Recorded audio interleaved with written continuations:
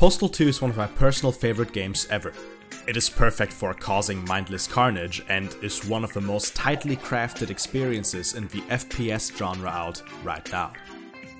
If intentional or not, Postal 2 combines combat, exploration, and NPC behavior incredibly well, causing the game to be endlessly enjoyable for some people, like myself. I am a massive Postal fan, and many of my friends are too. I played Postal 2 for maybe hundreds of hours, have gifted a lot of copies of Postal 1, 2 and Redux, and I even bought the Postal 20th Anniversary Collection, which even includes the black sheep of the franchise, Postal 3. So, naturally, when I saw the announcement of Postal 4, I just had to buy the game. I was the first person to stream the game on YouTube, and after roughly a year of development, I am ready to share some much needed criticism regarding the development of this title. The first impressions I had for Postal 4 were rather positive, yet the excitement of experiencing Postal 4, the sequel to a franchise I love, and garnering over 24,000 views for my Postal 4 stream definitely clouded my judgment for a bit of time. After some re-evaluation, it became blatantly clear that Postal 4 is incredibly flawed. Purpose. Before I present my points to you, I want to make something clear. Running with Scissors, I have a lot of respect for you. Your studio survived for so long in a brutal market only few companies can survive in. You are responsible for creating one of my favorite video games ever. This video is not meant to be an insult directed towards you, rather a dissection and comparison from a fan that cares about the franchise and about what will happen to Postal 4 in the future. Of course, you do not have to listen or publicly respond. This is just me sharing my opinion about your product. I understand that it is unfinished, and I also acknowledge that it takes a considerable amount of time to create and polish a video game. With that being said, please try to engage this analysis with an open mind. I would also be happy to get in touch with you privately to specifically detail what could be improved in Postal 4. Thanks, I hope you enjoy it. Core. Many of the core features that one would expect from a Postal game are there. Shooting, melee, kicking, and urination. The gunplay is a step up from Postal 2. The sounds are better and animations are rather nice. In addition to those core mechanics, we have something new. Now the player can drive around in the open world with vehicles, a great feature which must have been inspired by Postal 3. On paper, the core mechanics seem good enough, because they are. It is nothing more than just a slight combination of Postal 2 and Postal 3 mechanics.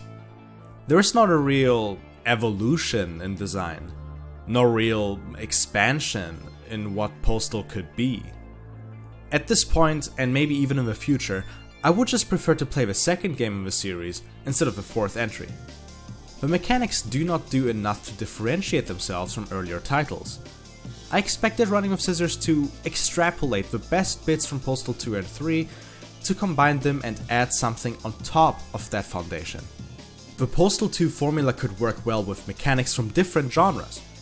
RWS could potentially turn the game into an immersive sim.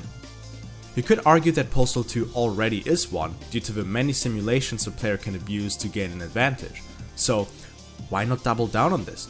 The Postal 2 formula could also work if you incorporated a needs system like in The Sims.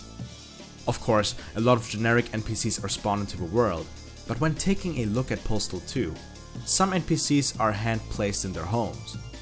With a needs system, those NPCs would seek out to accomplish some daily goals, just like the Postal dude.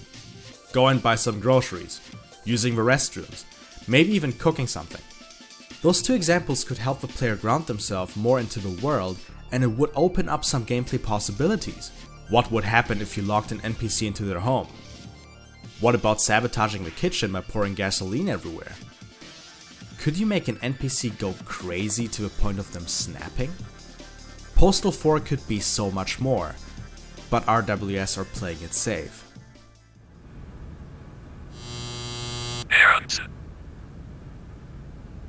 Errands in Postal 4 tend to be a bit more insane than in Postal 2. Instead of letting the player uncover the absurd happenings taking place in Edensen slowly over time, the dude immediately goes on to collecting cats and dogs to be used as ingredients for a cook. On Tuesday, the dude also gets kidnapped by the Mexican cartel, or something, to help them shoot Americans over the border to Mexico. Postal 2 handles errands differently. It put the player into situations which actively try to provoke a violent response. The tasks are mundane, everyday tasks, which mostly, due to the fault of the player or not, descend into chaos. It is a different approach, which I would have liked to see in Postal 4. It is not necessarily a bad thing that RWS is trying their hand at full-blown insanity like they previously attempted with Postal 3.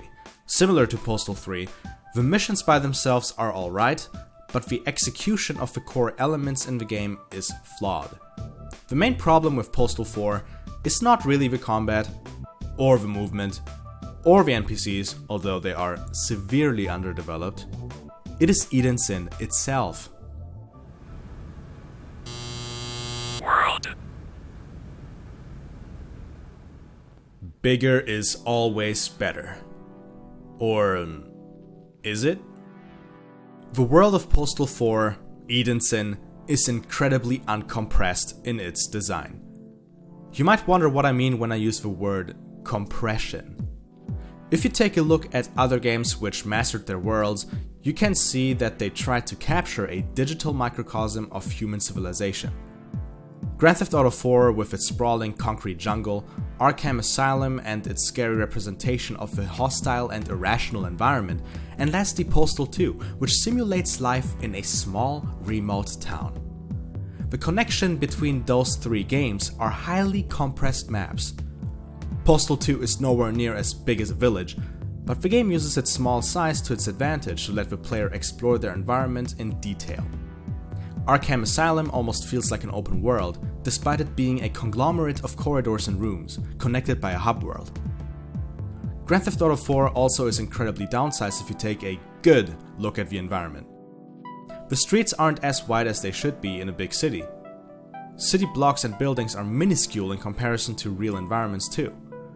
Driving from one end to the other in this city also takes not much time at all. The game feels like it takes place in a mega city, without sharing the same dimensions. The same thing could not be said about Postal 4. One of its biggest flaws is the uncompressed environment the game takes place in. The space is gigantic, but it's not even filled with interesting scenery or happenings. Vegetation and buildings almost seem to have been placed without proper consideration for the most part. Interesting patterns like the circular building complexes in Mexico have been reused too many times to be truly interesting. Another thing that becomes a big problem is the vehicles the dude can use. The mobility scooters are nowhere near fast enough, or the streets busy enough, to make driving around in Edensen fun. Driving from one end of the map to the other is annoying and devoid of any joy. Even worse, the chance for a mobility scooter to fall over and being rendered useless is very high. So have fun walking for 5 to 10 minutes straight if that happens. Design comparison. How could these problems be fixed? It would not be easy since running with scissors would need to redesign the entirety of the open world, but it is definitely possible. All they need to do is take a good look at games that have mastered their worlds. Keeping it focused on the Postal games, there are two games which stand out. Postal 2, which made the world highly interactive and managed to make the place feel lived in, and then Postal 3, which in many cases blows every other game in the franchise out of the water in terms of level design and art direction. So, Postal 3 did something right? Yes, it did. Undeniably, the core gameplay of the title is highly flawed, mostly because the game has been pushed out despite it needing more time and money to be fully realized. The game should have been cancelled, but yet, here it is. Not everything about Postal 3 is bad though. The core might be rotten, but some parts are rather enjoyable. One of them being the environments. Akella mastered the depiction of Postal 3's catharsis through an interesting mix of elevation, shapes, and building styles, which all fit together perfectly, like a jigsaw puzzle. The environments are not only nice to look at, but feel like they serve a purpose or solve a problem, thus making the city feel lived in. Buildings occasionally feature garden areas, have minimal yet realistic indoor decoration, and thanks to Akella understanding the benefits of the source engine, the environments are filled with interactive physics objects. Postal 4 is void of interesting open world design. The gigantic empty space is nowhere near filled, and even if it was, the game would most likely suffer from the limitation of not having all buildings be enterable. There are glimpses of good design. The sewers are pretty good, and flow well from one task to another, and the inside of a prison also looks much better than the rest of the game. Well, if the lighting wasn't broken. The game would highly benefit from a serious downsizing. If Running with Scissors cut down the map size to a quarter of its original scope, they would have a much better chance at filling the empty space with interesting buildings to explore. After a year in development, I was shocked to find that the lighting still looked bad, especially for indoor environments. Many areas in Postal 4 could be fixed instantaneously if the lighting was just better. If RWS takes a look at Postal 3 in the lighting department as well, the level designers could learn a lot from how Akella lit the scenes. The source engine mostly utilized static lighting, so the placement of light sources had to be thought out well. Most indoor scenes are naturally lit by light flooding into a building from outside. There is no environment in Postal 4 which has been carefully lit. Indoor areas look like the walls are emitting light by themselves, and the outdoor environments also look rather unnatural. Maybe the colors are a bit too saturated? Attitude. The brand image of Running with Scissors seems to consist of "we don't give a damn, we do what we want, Postal 3 sucks." I just hope that RWS will be able to see faults in their own products and be able to rectify those issues. Many fans and arguably Running with Scissors themselves use the early alpha stage of the game as a shield, explaining away certain faults, repeatedly stating that the game is unfinished and a janky early access title. Don't get me wrong, I understand what the early access program on Steam is for, but I cannot help but be annoyed at the fact that after a year in development, not much has changed in terms of core gameplay design, character models, and lighting. Anything really, the map looks the same. Where did the money from the many early access sales go? Was new staff hired? What exactly is happening behind the scenes? I don't know. But I can't say that I am particularly happy about the progress Running with Scissors made here. What is baffling is the many positive reviews Postal 4 received. The fan community behind Running with Scissors is passionate and loyal, and that is cool. Yet it gets harder and harder over time to take "but it's early access" excuses seriously. I personally expected quicker progress on the game's development and less focus on superficial mechanics and excessive bug fixes. Despite fans stating that Postal 4 is just like Postal 2 and make fun of the black sheep in the series, the reality is that Postal 4 is shaping up to be a substandard game in the series if the many problems aren't ironed out soon. If there is time to change anything, it is now. The later problems are being dealt with, the harder it will be to rectify them. The announcement of Postal Brain Damaged also was a bit of a mixed bag for me. The game looks interesting and more finished than Postal 4 itself. But why hand over a spin-off title to another developer studio before Postal 4 is even finished? Especially taking RWS's distrust for third parties into account. I just don't understand. Lastly, I would be lying if I said the price was right.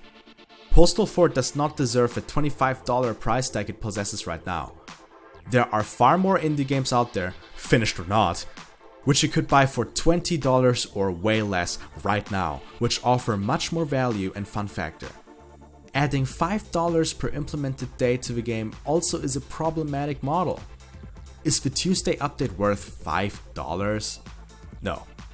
Sure, the cinematics look nice and the missions are functional somewhat, but the Mexico environment has just as much polish as Edenson itself, which is not good. Recap. Please take another good look at the previous games you have created or designed. But also try and think about what could differentiate Postal 4 from the other titles in the series. All Postal 4 needs is to be an okay clone of Postal 2. But do you want Postal 4 to be just that? I appreciate that you acknowledge how certain aspects of the game are, but then also try to rectify the issues efficiently and quickly. It is only a matter of time until people get annoyed. If it takes 1 year to finish one day, how long will it take to fully flesh out the open world and mission-specific environment? I do not want to know. Maybe the studio should upscale its workforce, or the scope of the game should be drastically reduced. With all this being said, I hope this criticism will be useful for the development of Postal 4. I want to see the game succeed. If I didn't, I would not have made this video. Thank you for taking my concerns into consideration, and I wish you all the best in the development of Postal 4.